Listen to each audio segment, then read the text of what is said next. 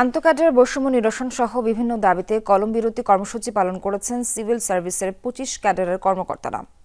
শ্রীলঙ্কা আবারও রপ্তানিতে শীর্ষে। ২ দিনের কর্মসূচির প্রথম দিনে যশোর সরকারি MM কলেজে সকাল ৯টা থেকে দুপুর ১২টা পর্যন্ত ক্লাস নেওয়া থেকে বিরত থাকেন শিক্ষকরা। মানববন্ধন করেন ক্যাম্পাসে। এ সময় শিক্ষকরা বলেন তারা বৈষম্যের শিকার। অবিলম্বে সব ক্যাডার সার্ভিসের মধ্যে সমতা আনার দাবি জানান তারা। খাগড়াছড়ির সরকারি কলেজগুলোতেও সকাল থেকে ৩ ঘণ্টা কলম বিরতি কর্মসূচি পালন করেন শিক্ষকরা। এছাড়া আরও কয়েকটি সরকারি দপ্তরে এই কর্মসূচি পালিত হয়। তবে জরুরি সেবার আওতায় থাকা স্বাস্থ্য বিভাগে এই কর্মসূচি পালিত হয়নি বলে জানিয়েছেন সংশ্লিষ্টরা।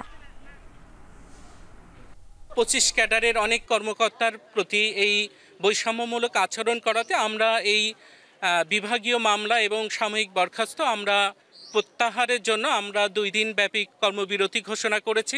প্রশাসন ক্যাডার এই ধরনের অন্যায় করলে তাদের বিরুদ্ধে কোনো ব্যবস্থা নেই। ক্যাডারের কোনো বৈষম্য থাকবে না। যে ২৬টা ক্যাডার আছে প্রত্যেকটা ক্যাডারই তার মান মর্যাদা নিয়ে